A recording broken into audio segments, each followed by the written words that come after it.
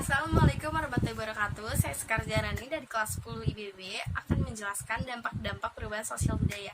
Jadi dampak-dampak sosial perubahan budaya ini terbagi menjadi 4. Yang pertama dilihat dari proses, yang kedua dilihat dari pengaruhnya, ketiga penyebab, dan yang terakhir dilihat dari hasilnya. Yang pertama ini dilihat dari proses terbagi menjadi 2 lagi. Yang pertama ada evolusi, perubahan secara lambat.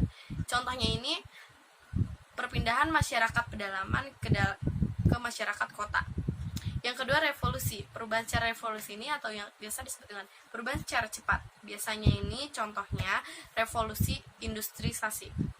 Yang kedua dilihat dari pengaruhnya. Dilihat dari pengaruhnya, ada pengaruhnya yang kecil dan pengaruhnya besar.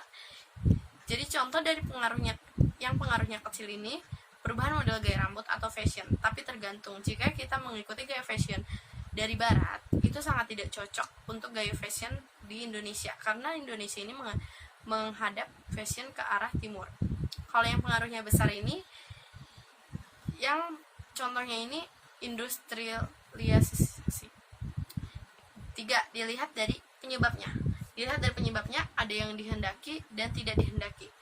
Contoh penyebab yang dikehendaki adalah program keluarga berencana dan imunisasi atau sejenisnya yang bisa direncanakan oleh suatu agent of change atau kepercayaan pimpinan lembaga masyarakat.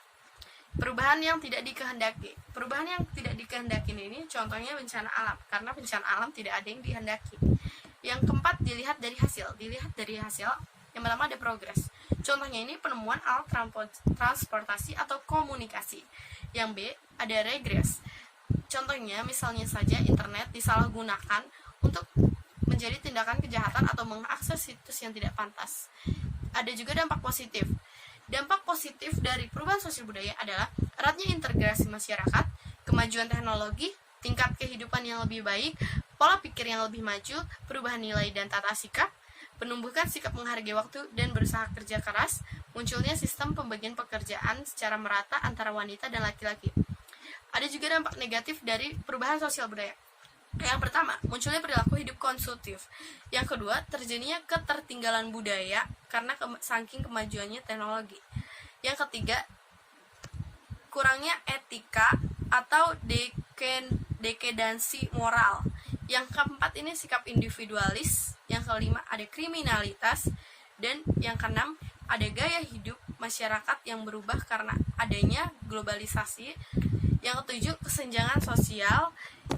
Nah, itu tadi ada perubahan sosial budaya yang sudah saya jelaskan.